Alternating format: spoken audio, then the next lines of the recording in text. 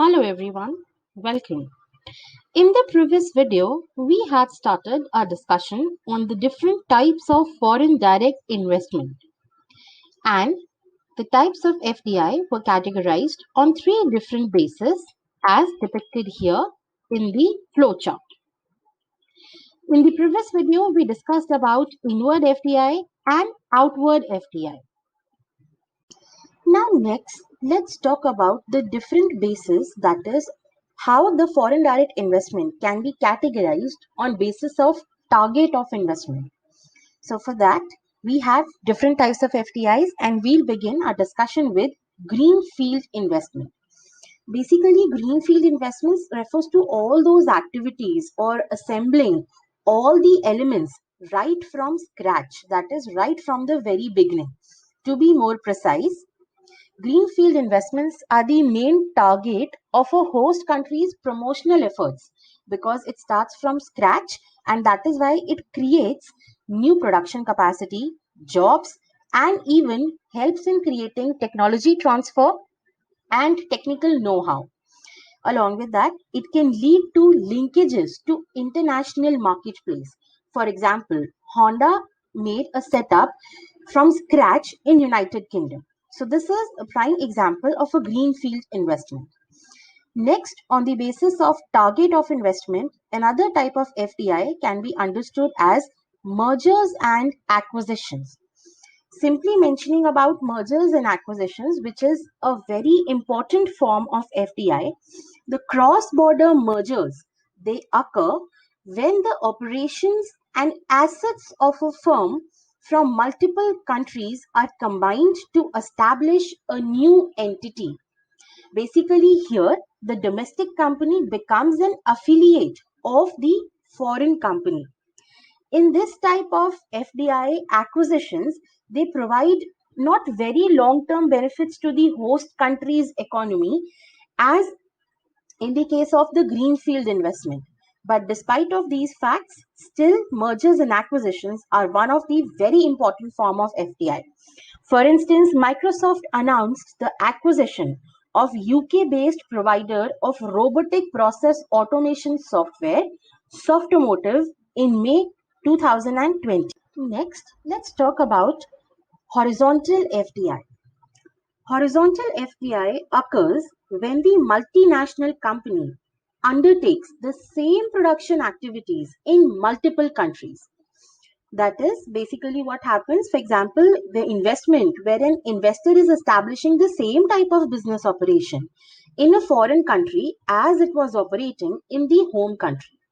For example, Apple, which is based in United States, it opens its stores in India.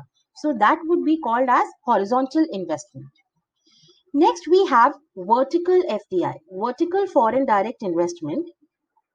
A vertical investment is one in which different but related business activities from the investor's main business are either established or are acquired in a foreign country. That is basically, as in horizontal FDI, we just talked about that when some investment is made in same kind of industry. But in vertical FDI, the investment is made in some business which is somewhere related but is different to the existing business. Now, vertical FDI can be better understood in two different forms. The first being forward vertical foreign direct investment, and second being backward vertical foreign direct investment. Now, we all have heard about the supply chain. So, whenever a company who is operating at any particular step of the supply chain, when it tries to integrate forward, and when this forward integration takes place, if it is being undertaken either in form of an investment or acquisition in some foreign country, so that will be understood as forward vertical FDI. For example, Toyota, it is an automobile assembler, and if it thinks of buying some car distributorship in America, so that will be an example of forward vertical FDI. Now, if we talk about backward vertical FDI, it is basically, for example, international integration. It goes back towards the raw materials.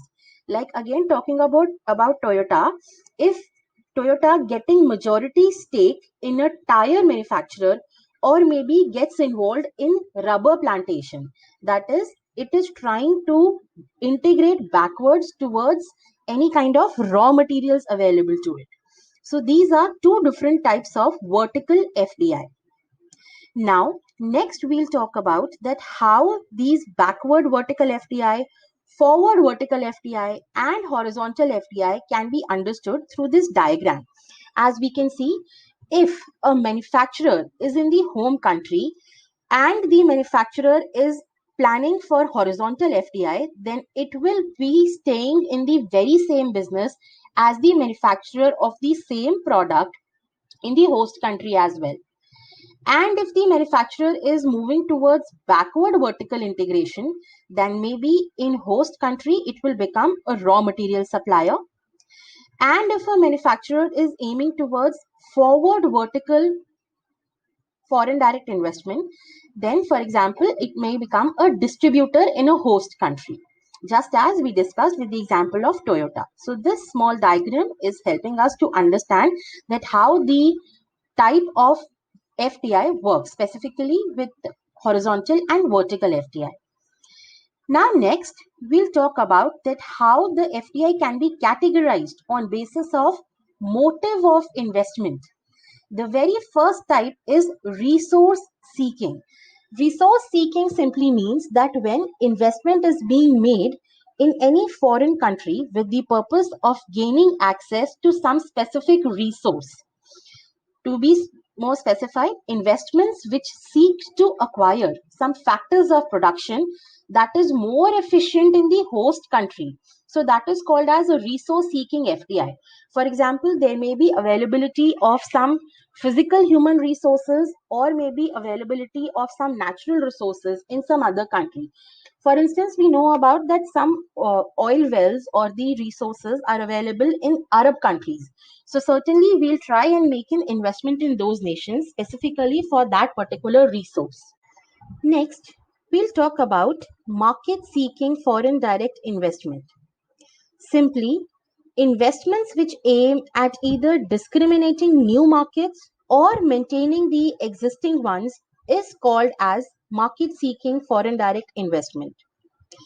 Now, this kind of FDI is often employed as a defensive strategy because it is generally argued that the companies they tend towards this type of investment not out with the thought of exploring a new market, but rather out of the fear of losing the existing market.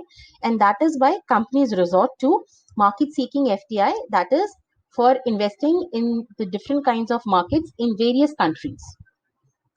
Next, we'll talk about efficiency seeking FDI. Now, investments which the firms expect will rise their efficiency by exploiting the benefits of economies of scale and economies of scope, and also those of common ownership, is called as efficiency seeking FDI. This kind of foreign direct investment generally comes after either the resource seeking or market seeking investments have been realized, because the organizations feel that here all the expectations have already been met by first two kinds of foreign direct investment, and now by investing in this particular aspect where they are aiming for, their motive is for increasing the efficiency level, and it will further lead to increase in the firm's profitability. Next is strategic asset seeking foreign direct investment. Strategic asset seeking FDI is a tactical investment in order to prevent the gain of resources to a competitor. For example, the producer of oil who may not need the oil at present, but still the producer had made some kind of investment there in order to prevent the competitors from having it, in order to have some kind of competitive edge. So some companies also resort for strategic asset seeking foreign direct investment. So these were some different types of FDI. We categorized FDI on three different bases. First, on the basis of direction, then on the basis of target, and finally on the basis of motive. Thank you, everyone.